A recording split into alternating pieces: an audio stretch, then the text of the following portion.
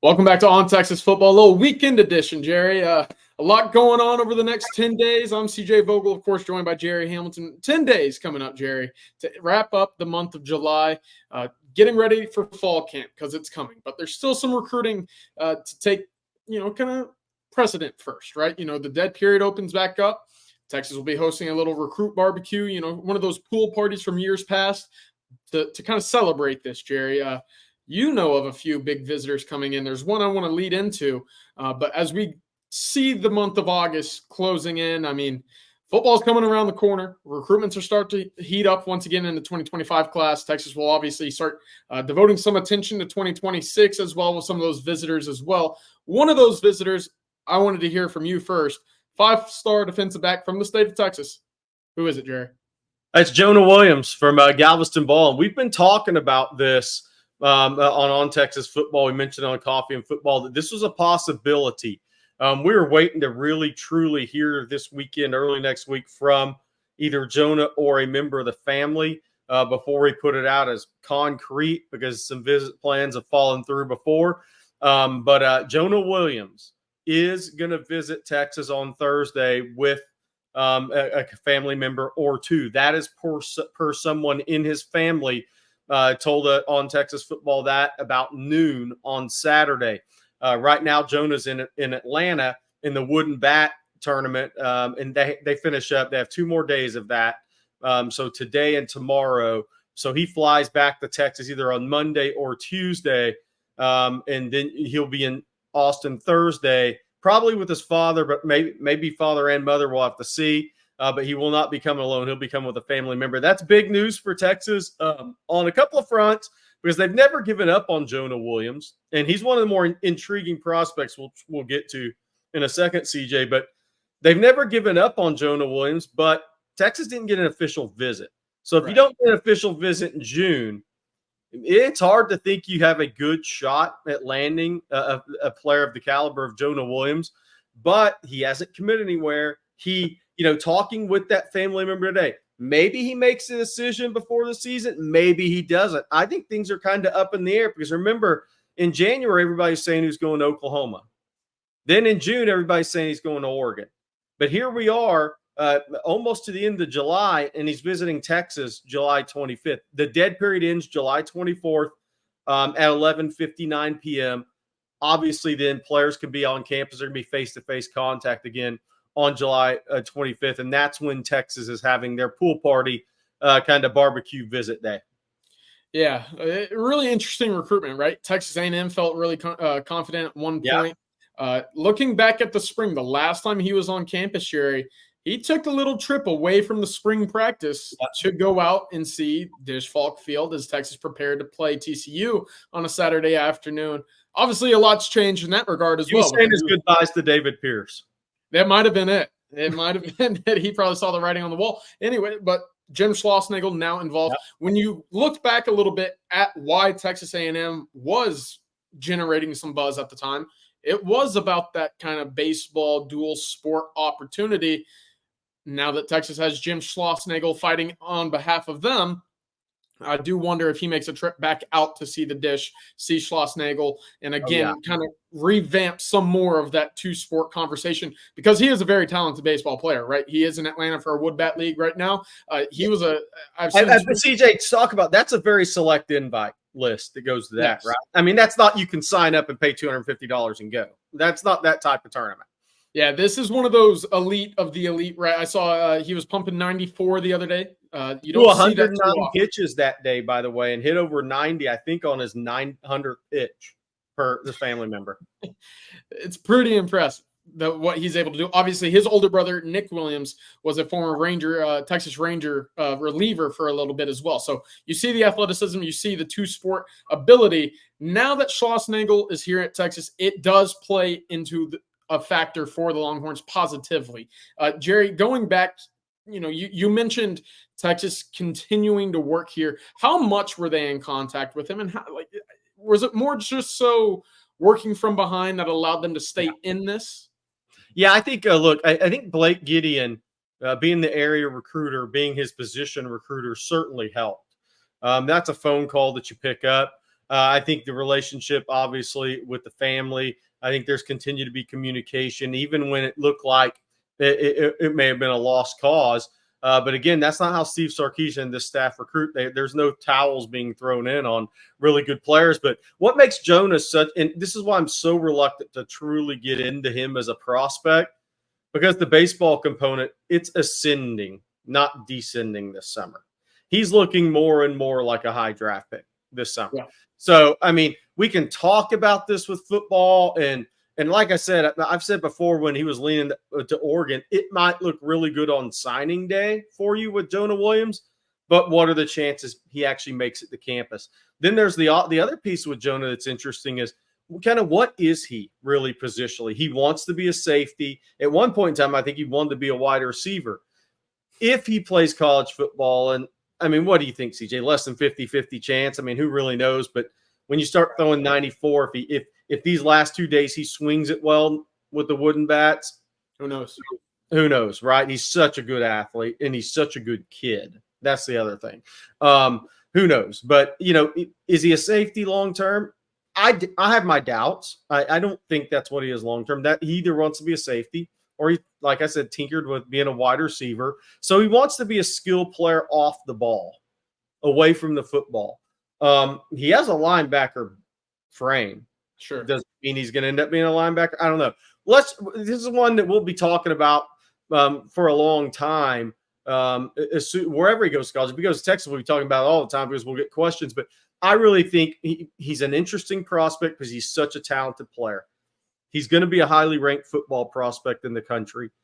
Somebody that signs him, it's going to look really good on your recruiting class rankings. Yes. But of all the kids in the country in this class, he may be one of the two or three guys who legitimately could go pro in baseball. Yeah, that's why it'll be so interesting, Jerry. And we talk about timelines. We talk about decision dates. I don't know if you'll see one with Jonah Williams, right? When is that MLB draft when he's eligible? Well, it's June of 2025. So you have a full another cycle before waiting to see if he decides or declares to go that direction. CJ, which means he's not going to graduate high school early. He Correct. Won't be there for June workouts at the beginning of June, more than likely. He may be. But so there's a lot that comes with this recruitment because 17 of Texas 21 signees were early enrollees last year. I believe every kid committed to Texas right now is going to is working to be an early enrollee or already knows they're going to be an early enrollee. So these guys, more and more guys are coming in early. So with a kid that's a football, baseball player and is a legitimate baseball prospect, he's not going to be that early guy. So chances of him being an impact player for you in year one are lower anyways. So that's what makes him a fascinating recruit for me. I agree 100%, of course. And then obviously talking about what position he might play at the next level, you did a very good job kind of laying that out. Another prospect in the state of Texas who we might not know right away where he will be playing will also be visiting Texas for the barbecue on July 25th. That's Michael Terry, the true athlete, 5-star caliber prospect out of San Antonio Alamo Heights High School. Listen, I thought for a while it was going to be a 4-team race: Texas, Oregon, Texas A&M, Nebraska. Right now, and the word that I've received over the last week and a half, 2 weeks, Jerry, Texas and Oregon, they're going to be battling it out again for another, highly coveted recruit. Now, obviously, there's the conversation of where will he play that has been pitched all over the place, all over the field, really, for all 4 of those previously mentioned programs. Texas now, so I believe, Jerry, and correct me if I'm wrong, recruiting him more as a natural athlete. Just get to campus and we'll figure it out. But it does sound like it's going to be Texas and Oregon again, kind of setting themselves apart from those 4 schools earlier. Yeah, and like Jonah Williams, Michael Terry's scheduled to be on campus Thursday for the pool party recruiting barbecue event. So that's 2 of the most highly ranked prospects in Texas. And if you look at industry rankings, 2 of the top 10 ranked prospects in the state are scheduled to be in Austin, uncommitted. And this is a big one. I think Texas is ascending in this recruitment is worked their way in a pretty good position over Oregon. I think A&M's 3rd, and I think Nebraska's 4th. I think the one thing that's changed for Texas and Texas A&M in this recruitment is they are saying athlete.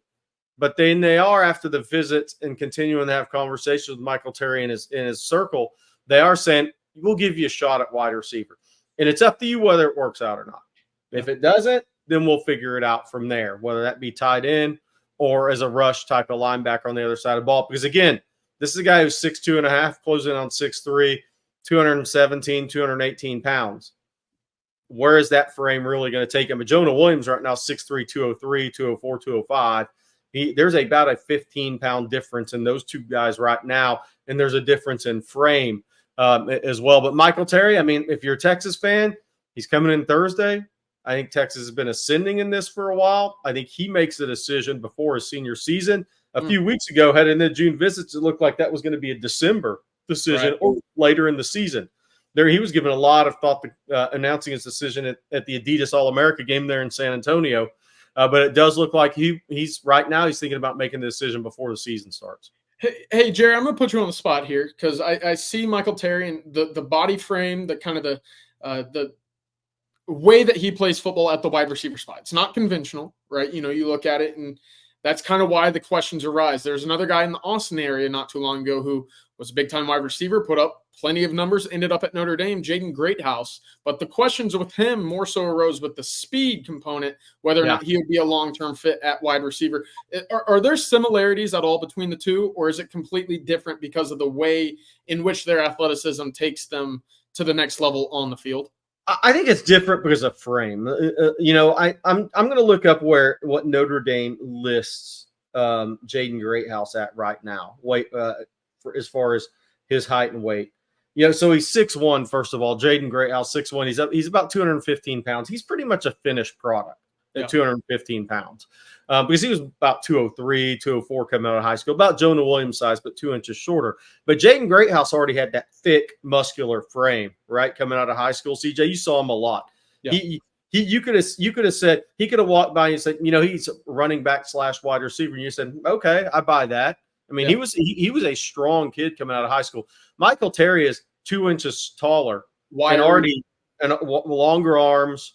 You know, gonna weigh. I mean, the problem with Michael Terry is playing wide receiver. It's going to be hard to keep him under 230 pounds long term. It's going to have to be real clean eating and just a different program to keep him under 230 pounds. Because you're talking about a guy that plays 3 sports at Alamo Heights, and he still weighs 215 plus heading into his senior season. What happens when basketball and track's not part of the equation? It's hard to keep weight off those guys. It's hard for those guys not to weigh 235, 240 one day. I would say Michael Terry is very similar to Mari Niblack frame-wise at the same age.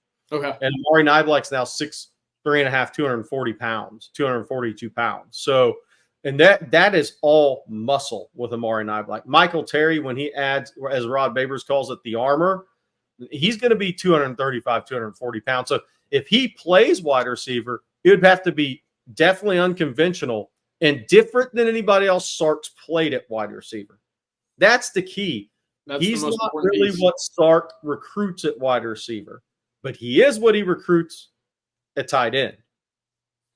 That's I think that's really well said there, Jerry. Of course, I'd seen some comparisons between the two, obviously Central Texas products, who maybe had some questions about where they would fit long-term in an offense, specifically with Sark. I think you drilled it pretty well there. Of course, the pool party coming in July 25th on Thursday. KJ Lacey expected back on campus, as are a number of other commits in the 2025 class year. Real quick, what's kind of to be expected with an afternoon like this? We've covered a lot of them in the past, but this one feels a little bit different with the way that it's set up going into the month of August right now. Yeah, Texas isn't really attacking the weekend. They're more attacking Thursday. And I think that's smart because, look, practice starts when? The 31st? Yep.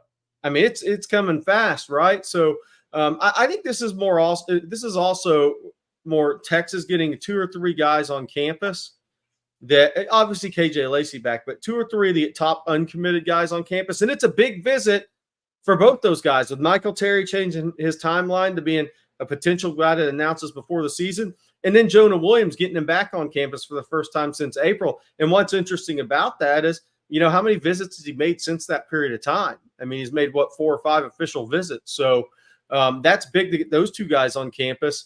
I've talked to a few of the commitments. They're not really like Caleb Chester not coming back. Nick Townsend's a maybe. I don't think a lot of those kids are coming to this event on Thursday. I think they'll all be at the season opener against Colorado State if they don't have a high school football game that weekend. So I think Texas is making a more concentrated effort on 2, 3, 4, 5 guys here that are really key in 25. Maybe a couple of 2026 guys jump in. We'll see what happens.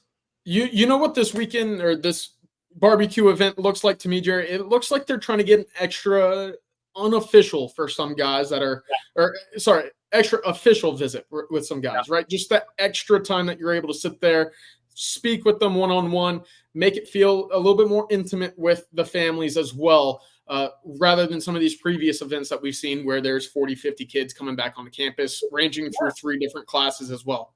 And I also think this, CJ, Texas has 15 commitments right now. Khalid Lockett's announcing his decision August 7th. Jamie French is locked in for August 30th. Michael Fasusi, who won't be there Thursday, is locked in for August 22nd. Nick Brooks is a late September announcement right as of right now. We'll see if that changes. Aiden Anning's going to visit LSU this weekend unofficially, coming up, I guess, next weekend technically, unofficially. Nathan Tillman, we keep waiting on him to decide. It could be any day now, so we'll see where he's at a week from now. Texas, their top targets who all are announcing, they either have their dates, and I think Texas feels comfortable with knowing where they're at in those recruitments, or it's guys that are visiting that are going to decide later on. Madden Faramo, who knows when he's announcing? Could be August, could be September, could be October, right? That could go for a little while in that recruitment. DJ Sanders, you never know where he's going to pop up or where he's going to go, right? People keep thinking he's going to announce in July. It's July 20th. He hadn't announced yet. So I think that one's more of a wild card. It wouldn't shock us if he showed up somewhere, no matter what's being said publicly with him, because you just don't know in that recruitment. You just don't. The college coaches, I don't think have a good feel for that recruitment. Yeah, I think that's a good point. Just to recap, Khalid Lockett, August 7th, Michael Fasusi, August 21st, Jamie French, August 30th. Those are the ones that we know for sure are in cement. They're planted. They're ready to roll when the time comes running around. Obviously, there's a few others that you just don't know, and that's Aiden Anning after this LSU visit, Nathan Tillman, DJ Sanders, Madden Faramo, Nick Brooks. We're expecting a little bit later into the season. Jerry, 15 commits in the bag. Texas will also get started on the field July 31st, so right around the corner. Is this where Texas is with 15 in the class for 2025? Will that be a distraction? Will that be a part of what they expect to happen? I know in other classes previously, they're closer to 20, in terms of what they have in their class. They'd like to get the bulk out of the way in the summer. You see them go on runs in June, July, late into August, but we've seen them win big recruits later on, right? Colin Simmons, late August, Ryan Wingo, Brandon Baker. Some of these they last a little bit longer, obviously. This year, it feels like there might be more lasting later for Texas to fill out this class. You don't see that as perhaps a distraction? No, I think D-line for sure. That's the position they're going to have some work to do during the season. We'll see on the secondary what happens there. But I think, look, they're 15 right now. I expect by the time the balls kick the kickoff for Texas this season, I think they're going to be at 18 or 19 guys. I really think they're going to be at 18 or 19 by that time. I think in Moncrief Newhouse, they'd be surprised if they weren't at 18 or 19. So then you're looking at 4, 5 guys max in that class, and D-line's going to have to carry a lot of that weight this season during the season. And then I think the other thing will be just sitting back, seeing what happens at the coaching carousel, what's going to happen out west at USC. There's a couple of guys committed there that Texas will really likes and will stay on probably. And then just, the senior year evaluations. I expect Texas to make some more offers on the defensive line early, midway through the season, and work and not giving up on Josiah Sharma, Myron Charles, Zion Williams, some of those other guys, but to go back and evaluate senior tape on some of these guys. And it wouldn't shock me to see a couple of offers either out in Florida or Georgia this season.